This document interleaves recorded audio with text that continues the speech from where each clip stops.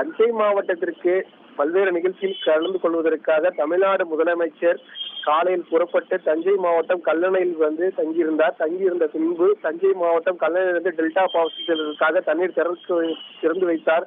அதனை தொடர்ச்சியாக தற்போது பல்வேறு நிகழ்ச்சியில் கலந்து கொள்வதற்காக தஞ்சைக்கு வருகை தந்த தமிழ்நாடு முதலமைச்சர் தஞ்சை மணிமண்டபம் அருகில் இருக்கக்கூடிய சாலையில் திடீரென இறங்கி ரோட் ஷோ எனக்கூடிய நிகழ்ச்சியானது தற்போது நடைபெற்று வருகிறது. அதற்கு முன்பாக பாத்தீங்களானால் தஞ்சை மருத்துவக் கல்லூரி மருத்துவமனையில் திடீரென ஆய்வு செய்து மருத்துவமனையில் சென்று அவர் மருத்துவக் கல்லூரியில் இருக்கக்கூடிய நோயாளிகள் மற்றும் அங்கு பொதுமக்களிடம் அவர் மருத்துவமனையில் இருக்கக்கூடிய வசதிகளை கேட்டறிந்தார். தற்போது என்பது சாலையில் நடந்து சென்று பொதுமக்களிடம் அவர் தஞ்சையில் தற்போது அவர் அந்த சாலையின் ரோட் ஷோ எனக்கூடிய அந்த நிகழ்ச்சியில் தற்போது நடைபெற்று வருகிறது. அந்த சாலையில் சென்று பொதுமக்கள் மற்றும் குழந்தைகளிடம் நின்று புகைப்படம் எடுத்து வருகிறார்.